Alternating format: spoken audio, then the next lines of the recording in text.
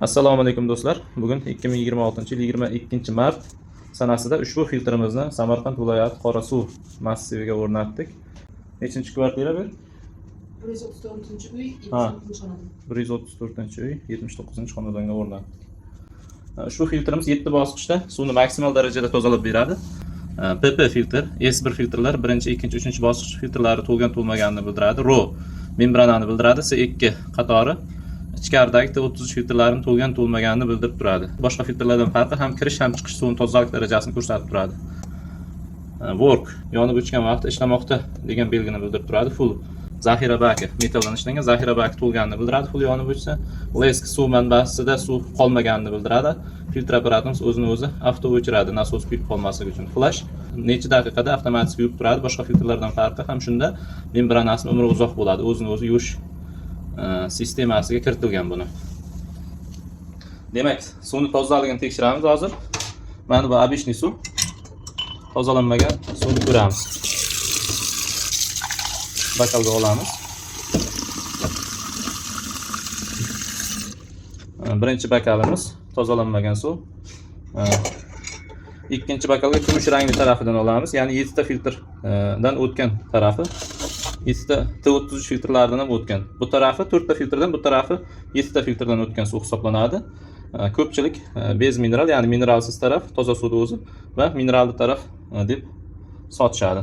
Demak, xalq tili bilan eng ko'p tanilgan ko'pchilik kumushlangan suv deyiladi bu tarafini. Aslida mineralli taraf deyiladi. Bu tarafi lechebniy deb sotadi ko'plar. Do'stlar, lechebniy, kumushlangan yoki boshqa narsalar degan suv bo'lmaydi. Aslida toza va notoza suv bor. Shunga aldanib qolmaysizlar. Ko'pchilik firibgar firmalar lechebniy unday degan ishirib gapirsa ishonib qolmang. Aslida suv toza suv bo'lishi mumkin, notoza suv bo'lishi mumkin. Demak, ikkala tarafini tekshirib ko'rsatamiz.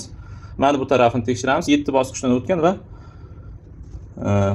4 bosqichdan o'tgan mineralsiz tarafini tekshiramiz. Demak, suv olamiz. Kumush rangli tarafidan qo'yaveramiz.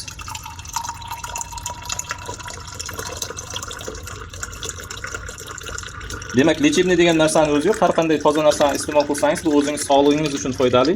Shuni ko'pchilik lechebniy deb sotadi. Oddiy qilib tushuntirganda hech qanaqa nima deydi, maqtash yoki shirib gapirishlar yo'q bizda. Bor haqiqatni ko'rsatib beramiz.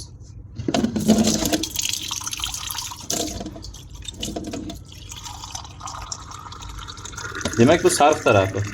Ko'pchilik hozir tillalangan tarafini deb sotib yuribdi ekan aldab. Kumushlangan bir taraf tillalangan suv chiqaradi deb aldab sotib yurishmoqda. Bunaqa firibgar firmalarga aldanib qolmaymiz.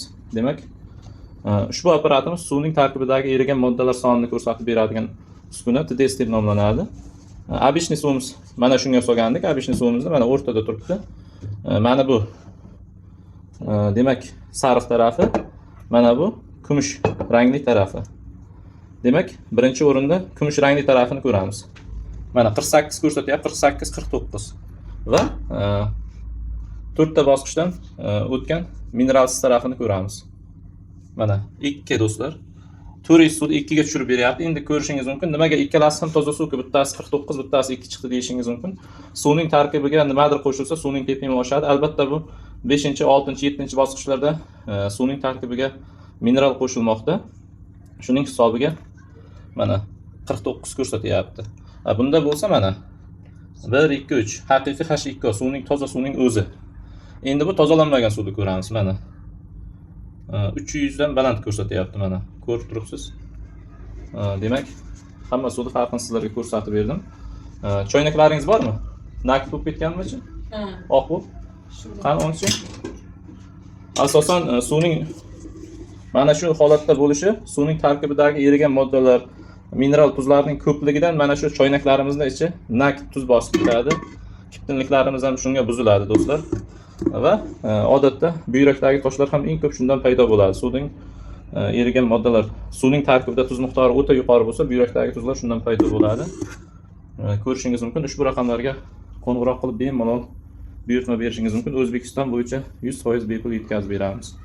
O'rnatish jarayonini videosini ko'rmoqchi bo'lsangiz, chap tarafdagi ko'rsatkich bilan ko'rsatib qo'ygan video ustiga bossangiz o'rnatish jarayoni bor. Juda oson, hatto ayollar ham olib o'zlari bemalol o'rnatib olishlari mumkin. 15 daqiqada bemalol o'rnatib olsa bo'ladi ushbu videoni ko'rgan inson. E'tiborlaringiz uchun rahmat.